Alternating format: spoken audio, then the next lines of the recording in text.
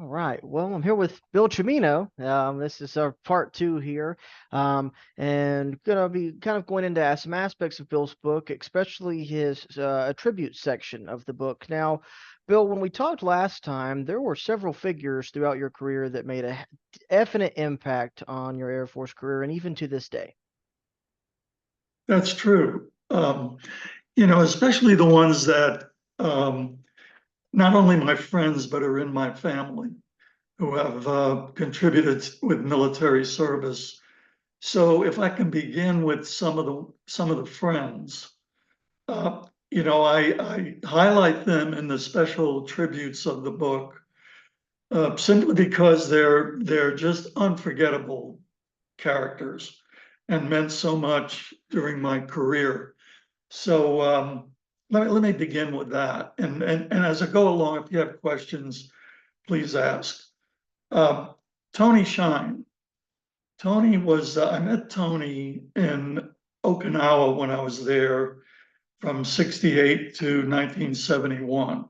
And Tony had already had 100 missions in Vietnam in the F-105 aircraft. So he's a fighter pilot, had all this experience. He came to Okinawa.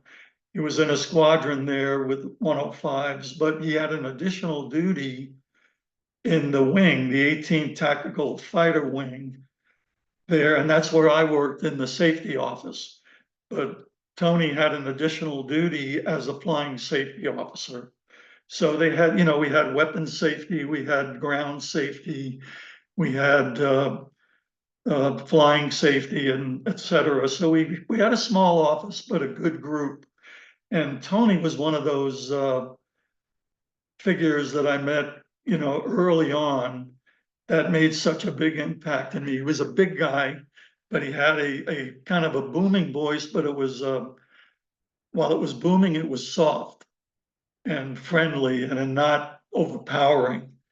And he became a great friend. He and his wife Bonnie and their three children. He had two boys and a girl.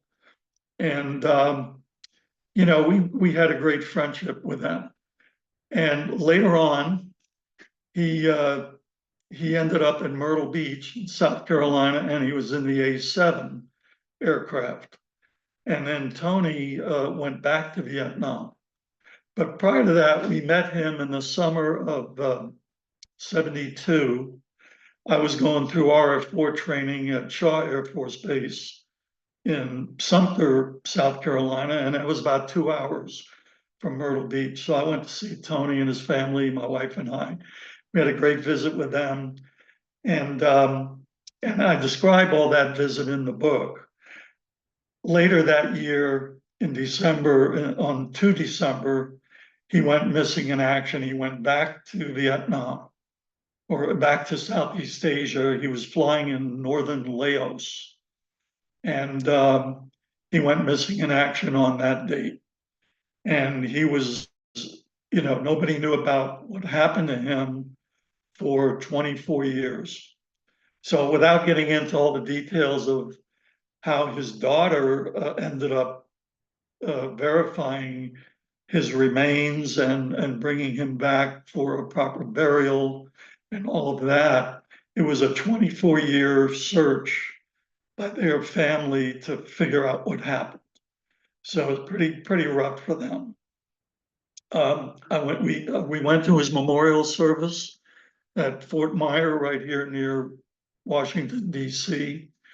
That was in October of 1996. And, in the special tribute section on December 2nd, 2023, I picked that date to go visit Arlington National Cemetery to visit Tony's gravesite and another individual who I'll talk about in a minute, because I felt like I really need to go there and render a final salute to these two individuals. So that was a very moving experience for me. And again, he was somebody that, he made a great impression. He was a good friend. He inspired me in a lot of ways. So he was one that I wanted to make mention in my book. So, and his daughter, Colleen, who lives in Arlington, Virginia, has helped me a lot with references that are in my book about him. Wow. So, so anyway, let me turn to another individual. Dave Nichols was he ended up being the 18th TAC Fighter Wing Safety Office Commander. So he was leading that. Now the Safety Office reported right to the Wing Commander. So, we had a large responsibility to keep the wing safe, and we had a pretty good record all the way around. And it was due to, a lot of these guys that worked really hard to make sure that everyone knew how to operate safely. So Dave was one of these he was a major when he showed up. He was a 105 pilot. He also had 100 missions in Southeast Asia, and he and his family were great. And I knew he was somebody special when I met him right from the start, and he ended up becoming a 3-star general. So he worked his way up and all the way to the Pentagon, and I actually reconnected with him a couple of times during my career. Once when I was working with the Canadians, we visited the States, and I visited Eglin Air Force Base, and Dave was there running the wing, the test wing. And then he later went to the Pentagon in plans and operations, first as a 2-star and then as a 3-star. So he's another one. Again, both of these guys died young. Tony was 33 when he met his fate, and Dave was, I believe, he was like 67. So these were way before his time. But Dave had 2 heart attacks, and the second one was fatal. I've kept in touch with his daughter, who lives in North Carolina. Uh, So these are 2 special guys that I visited at Arlington on to December 2023. The others, there was another one who was stationed with me a couple of times, Tom Crook. Tom was a backseater in the RF-4 like I was. We met in Austin, Texas, in Bergstrom Air Force Base. And this was one of the most resourceful guys I've ever met. He was always working on something. He was a do-it-yourself kind of guy, and he was the one that probably we kept in touch with after I retired. Year after year, we've always kept in touch with Tom and his family. He had 2 kids, and he and his wife Pat, and we went through RF-4 instructor training later on together at Mather Air Force Base in California. So we've had some good experiences together. And when I started to write this book, I got in touch with Tom and I told him what I was doing. And he was so excited about that. He wanted to help me in any way he could, and he did help me a lot.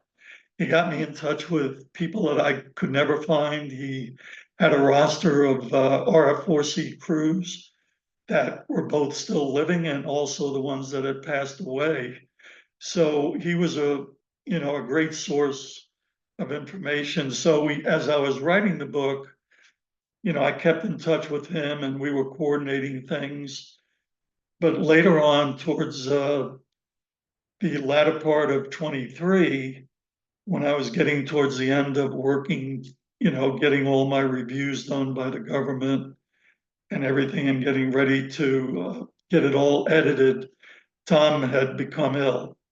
And I spoke to him, trying to remember the dates now. I spoke to him in the fall, and he didn't sound well. He was coughing. He had been in the hospital, and I said, "Hey, I don't want to leave you on. You sound pretty bad," but he wanted to go on. He was just so excited. And then I wrote him in November, and I didn't hear back. And that's not like Tom. And I knew something was up. So when we wrote a Christmas card to them, I got one from his wife, and she told me he had passed away like 2 days after I spoke to him. So it was so close to when I spoke to him. And that was pretty hard to take because he was such a great guy, great guy. So he's another one I commemorate in my special tributes. John Heidi was another one. He was stationed at Bergstrom when I was there, but he was in a different squadron. But we ended up in Southeast Asia in the same squadron, working together. And when we brought all the airplanes back in the summer of '75, he was the squadron commander. So, but he again, he's another one that he got Parkinson's disease. He had it for like 15 years, and he finally passed away in 2020. So, but we keep in touch with his wife, who's in El Paso. And it turns out his wife and my wife used to play bridge together. You know, they had a group, and so they knew one another. Another one was Mike Joyle. Mike, I didn't know that well, but I knew his wife because she worked with me when we were working on the program that took satellite data and made it available to air crews. Suzanne Roseberry, Mike Joyle, we went to their wedding. They had two girls. When Mike got out of the service, and he was an Air Force Academy graduate. So he didn't start flying right away, but he was inspired to do that later in his career and became a pilot.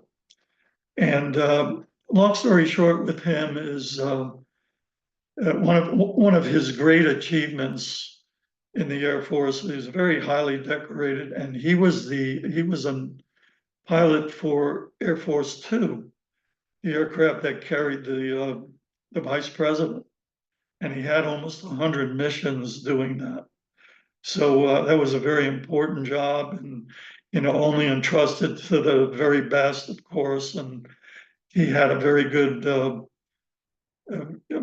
calling there, and did a very good job.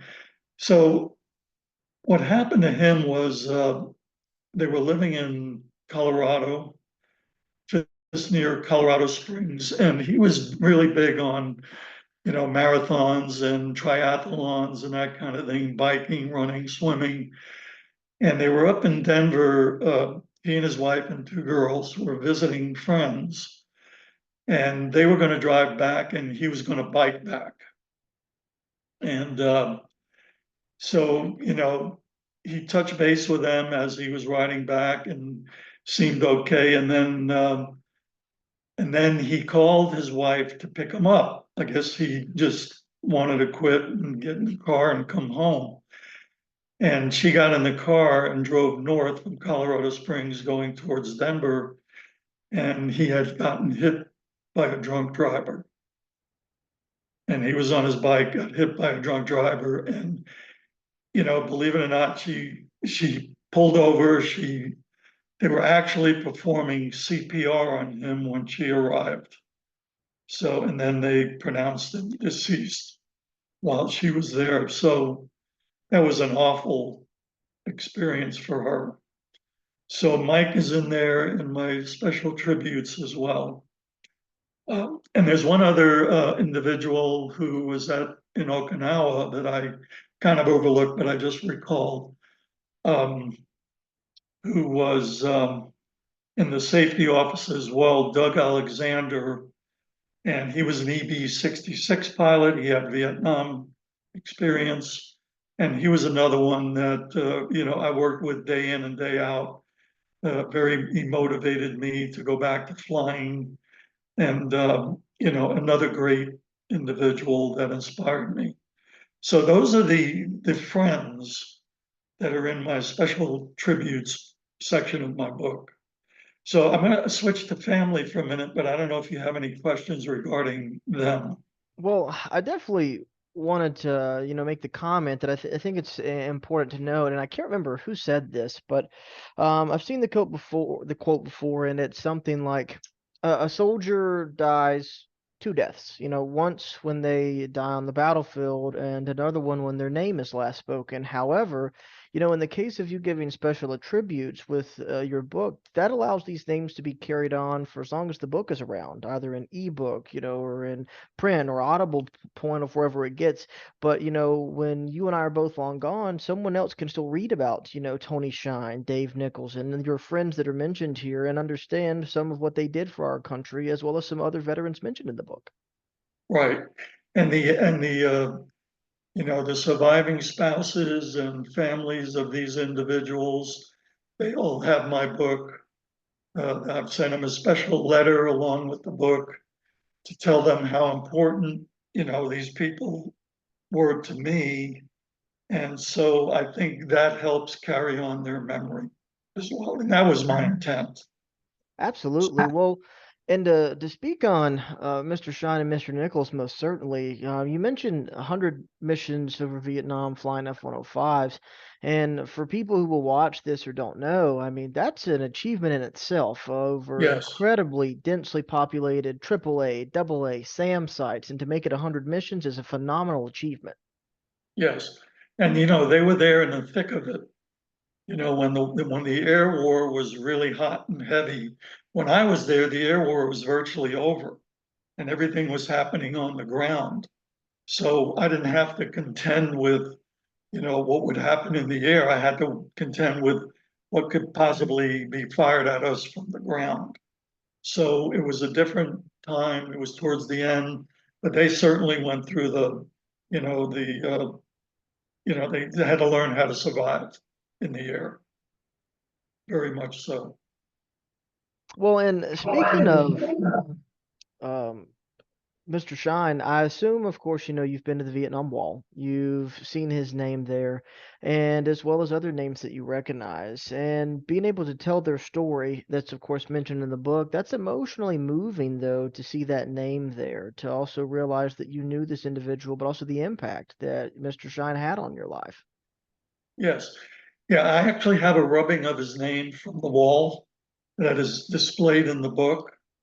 So that is one thing I wanted to mention. The other couple of things, Zach, is that, when he was at Myrtle Beach and, they learned of him going MIA, et cetera, there are actually two commemorative things in Myrtle Beach attributed to Tony Shine. One is they named an avenue after him, Shine Avenue. And then in another location, they have a kind of a little monument to Tony. So they have two places in Myrtle Beach where his name and his memory is commemorated. The other thing I should mention is Tony had two brothers and a sister. His two brothers and sister were in the army. Tony was the oldest, and another brother, Al. Al was in Vietnam and got wounded, but he was able to come home. And I actually met Al in January when we went to this commemoration of 50 years Vietnam and all the people that served. I met Al at the Hilton in Washington, D.C. after the commemorative service at the National Cathedral, and that was in January. So I met Al, and uh, that was great to meet his brother. Absolutely. Um, and his sister, Sarah, she has passed away, but she served in the medical profession in the Army. But the other story is Jonathan, who was a West Point grad, Jonathan Shine. He graduated West Point, he got married, and I think it was a couple of months later, he went to Vietnam. And right at the end of the war, right outside of Saigon, he was killed. And his brother, Tony, had the awesome, very tough task of bringing his body back and for burial at West Point. And there's actually a book out of the valley that's attributed to Jonathan Shine because he influenced so many people. So there was a book written about him, and I mention all of this in my book. So I wanted to give due process to the entire Shine family. His Tony's parents always, fostered love of country and everything amongst their family. So they're a special family for sure, for sure. So did you have any other questions about any of these folks? Well, and thinking about these people that, of course, that you work with in itself, or worked with, I should say, Yes. and the impact, it speaks volumes of what good leadership does within our military and within the Air Force in itself. Something that perhaps, we need to analyze today of why good leaders are important due to the inspiration that they build in itself, due to the courage and the betterment that they bring of those around them, and why that should be a key driving point. Well, I absolutely agree. Leadership, when I think of somebody as a leader, and I look to these individuals who are all, I can consider them all leaders. And the main reason for that is they spoke through actions, not words. I've been connected with a lot of people who are great leaders, but then you have the smaller group who are always talking about themselves and why they're so good. Well, they don't turn out to be the great leaders. It's all the ones that lead through actions. They lead by example. They don't say that, well, I can do this better than anybody else, or, you will never be able to do this. They lead by example and they encourage you to do the same thing. So to me, those are the best leaders. Those are the ones you should emulate. So I agree. I agree. Well said. I can't follow that up with anything. I mean, that's spot on. Now, regarding your family mentioned in the book, I know you have a special section there in comments there. Take it away. Yeah, for sure. My father's father served in World War One. He was, he was 18 years old when he went into the army. He went over to fight in Europe, and he was wounded, slightly wounded. He had an arm. He got hit with a bullet uh, with German gunfire when he was in France, and so he got the Purple Heart.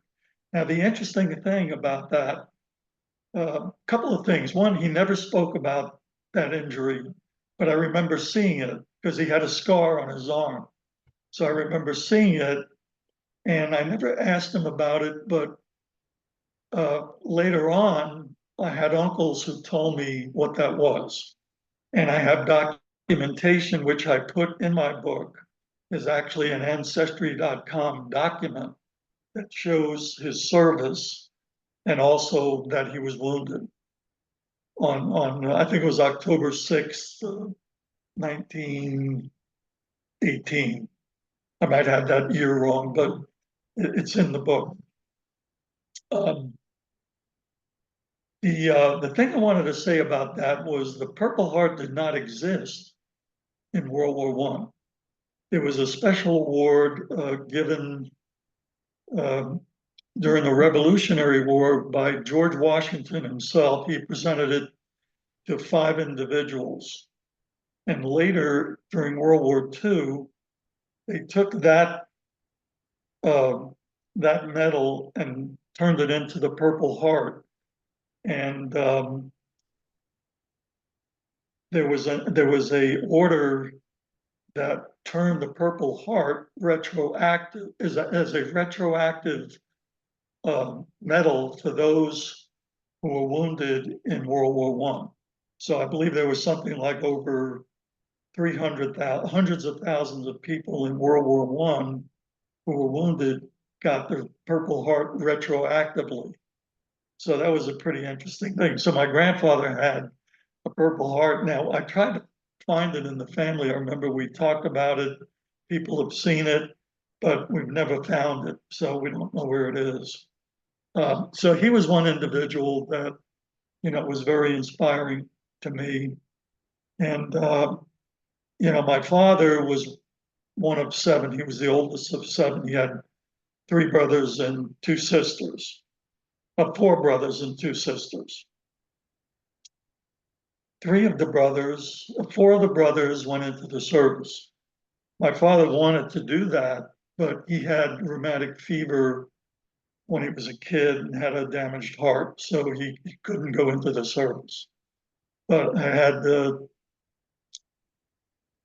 one was in the Navy, two were in the Marines, and let me think now. Three were in the Marines and one was in the Navy. So that was on my father's side. On my mother's side, she had three brothers. Uh, they were all in the Army. So serving, and they all served in different wars, World War II, Korean War. So they were spread among those two wars. So they are all mentioned in my book. One of the brothers, my uncle Dom, he was the second youngest brother after my father. He was alive when I was writing the book, and I was so intent on giving him a copy. We always had great conversations. I loved his stories about when he was in the military, and I was so looking forward to giving him a copy. But he was 93 and he passed away in July of 22. So he didn't quite make it, but I got a special tribute section there for him as well. So those are the family members that are in that section. Well, I think it's important to recognize families' contributions over the years militarily. I mean, I've got heritage that both sides of the family that I can trace back to the Civil War, and I think Wow. it ties people's roots to our heritage, what our family has done over the years. It allows us to connect the dots, and a lot of people don't know that about their family. They don't know that their great grandfather was perhaps at Bellawood or perhaps fought in some of these very famous battles that have been featured. And it's a story that's in many ways as old as time, as it allows us to connect with our family. It allows us to understand our roots. Absolutely. The reason why I was looking into some of these documents, like the one I had from my grandfather, was, I've made some family videos. That's another thing I like to do. I think I might have mentioned that to you, but I did one about a tribute to my parents. And I go back on both sides of the family. I went back only so far on my father's side, but on my mother's side, I went back to the 1830s. And both her parents came from Sicily. On my father's side, his parents were born in the States, but their parents, my great grandparents and great grandparents, go back. I was able to go back to the 1830s with them as well. So, and I did that when I was looking through ancestry.com and another site called Been Verified, and there's a couple of others that uh, really helped me put that story together. So, but you're right. I mean, there's so much more that I think we can learn. There's more that I'd like to do in that regard. So there's more to find out. There's more to pass on to those who may not initially have the interest, but later may find out about who their ancestors were and learn about them. I guess. Absolutely. Well, and I think that's where, hopefully your book is an inspiration to veterans serving now or individuals who enlist in the military and serve later, because it's perfect documentation for grandchildren, for great grandchildren, and even further generations to understand what, that the elder Bill Cimino did in his Air Force career. And it allows us to fill in the gaps that outside of perhaps a tombstone or records we're not able to fill because we don't know exactly what happened. And I think that for a lot of veterans who need to find a way to let a lot of emotion and to let a lot of the past out and to tell a true story and to tell their story, writing's the way to go. I mean, and now's a better time to do it. If not now, then when? Right, right. I agree. And I think, uh, kudos to you for promoting that and for working with veterans. I really appreciate it. And, I will continue to do what I can. I'll try to make myself available for talks, try to inspire people to learn more about what the military means. And of course, very recently, I'm sure maybe you watched, or I'm sure you heard about the commemoration that was done for the, Memorial Day, and also for the Normandy that, the visit by our president, and, what happened in Normandy, and recognizing all of that. That was, that's so inspiring. I was reading a little bit about it, and realized that I learned that one of the World War One veterans was on his way there to Normandy to be with that group, had passed away en route. I think he was in Germany, or, ended up being in Germany. And so, that's the greatest generation is not that many left. And, we got to continue to recognize those people. They made great sacrifices for all of us. Absolutely. And, while they're here, and I think you would agree with this sentiment, but also to recognize a Vietnam generation who perhaps wasn't recognized when they came home. And with, a lot of the complications that were created by Agent Orange, or, of course, complications after and health wise, a lot of Vietnam veterans or Vietnam era veterans, they're dying off at a fast rate. And from a historian's perspective, now is the time to record those oral histories or for those books to be published so we don't lose that record and that narrative. Yeah. The January event I spoke to you about, um, they actually at the Hilton in DC, they actually recognized Vietnam veterans, myself included. They had us up there, and they gave a pin out to everybody, and it was an individual welcome home kind of thing. It was really nice. And they also gave a coin, which I have here. I can hold it up. You can see that. Let's say go this way. Wow, that's beautiful. Yeah, yeah, it was really nice. So it's just a significance of that event. It's called Honoring Character and Courage, Washington National Cathedral, and Vietnam War 50th anniversary. All gave some gave all. That's what it says on the coin. So, yeah, it was a special event, really was.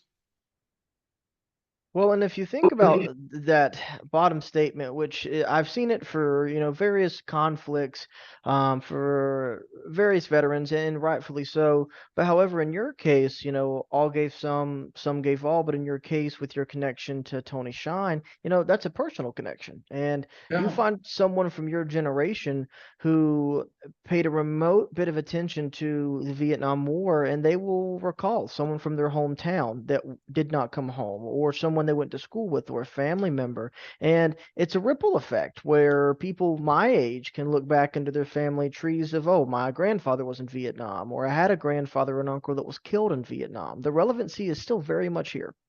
yes, yes. The other thing I want to mention, Zach, which I want to grab this book. So I'm sure you probably heard of it, but the event at the Hilton in January was sponsored by the Gary Sinise Foundation. And I had since bought a copy of his book. I don't know if you've heard about it. I have. Grateful American. This is a great book. I mean, it talks about how he started out. He was a kid that was always in trouble, in school, and with this and that and the other thing. But as I read through this thing, he gained this kind of maturity and appreciation um, for military that he really expresses well in this book. So I'm working my way through it. I love the story, and very inspiring, very inspiring.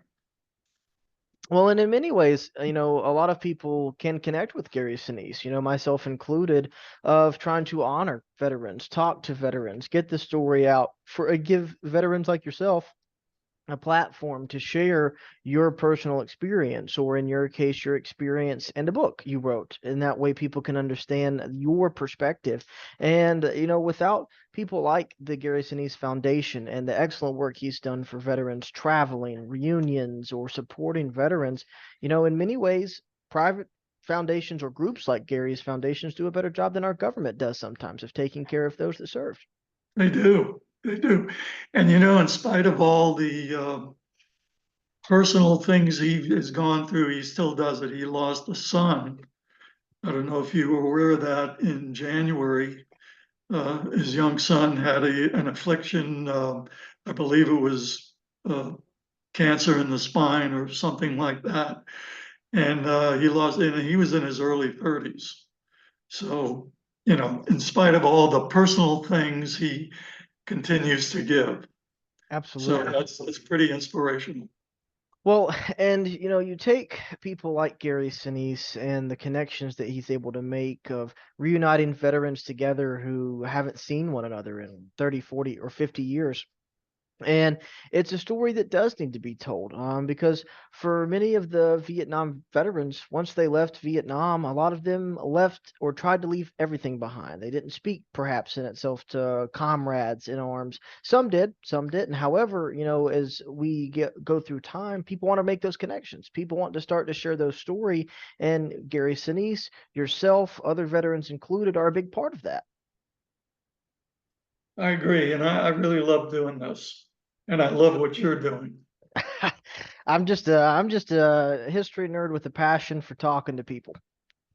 Well, it's good. It's good to see somebody with passion because, uh, you know, I just had a grandson that graduated high school, and he has a passion. He's going on to Elon in North Carolina to college. I just had a granddaughter that got her master's in art direction, and I was just looking at her website uh, last night, and I'm just inspired by how much she's achieved in just a few years. I mean, she's 27 years old and she's got her master's degree and she's done so much in terms of, um, apprenticeships and traveling abroad to study and to do this and that. And, she has a passion.